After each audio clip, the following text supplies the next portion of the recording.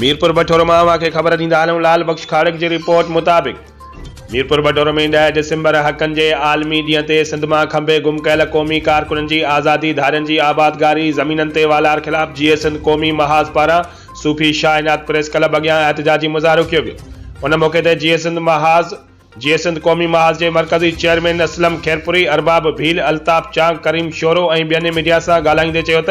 खंबे गुम कयल कारकुननि अयूब कांदड़ो, सुहेल रज़ा भट्टी, इंसाफ़ दायो, मुर्तज़ा जुनेजो, मोहन मेंगवाड़ ऐं ॿियनि खे बेगुनाह खंबे जिबरी तौर ते गुम करे छॾियो आहे। उन्हनि खे फौरी तौर ते आज़ादु कयो वञे। उन्हनि चयो त सिंध में धारियुनि खे आबाद करे असां सिंधियुनि जे हक़नि ते धारो हयो पियो वञे ऐं ज़मीननि ते वालार करे धारियुनि हवाले करे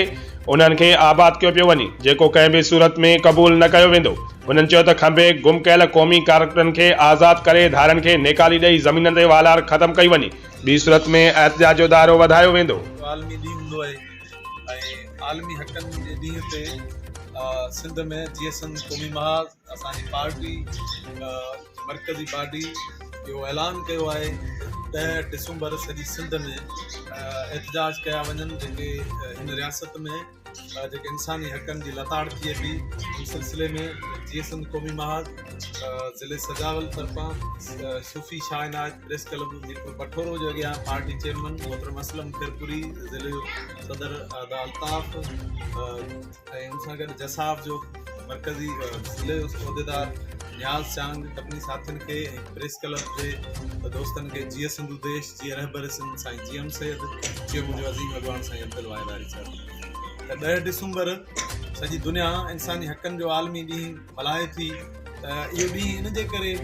मुंतख़ब कयो वियो आहे त जेके जिते जिते दुनिया में इंसानी हक़नि जी जेका लताड़ थिए थी, जिते भनकड़ियूं थियनि थियूं, उन जे करे इहो ॾींहुं मल्हायो वञे थो ऐं इंसानी जेके हक़ कहिड़ा आहिनि उहो बि ॿुधाया वञनि था। ऐं दुनिया जे सुधरियल मुल्कनि में इंसान जेके बि आबाद आहिनि उन्हनि खे हक़ मिलियल आहिनि, पर हिन रियासत में सिंधियुनि, बलोचनि या पश्तूननि ऐं मज़लूम क़ौमनि सां ज़ुल्म ऐं बर्बरियत जेका जारी आहे ऐं हिते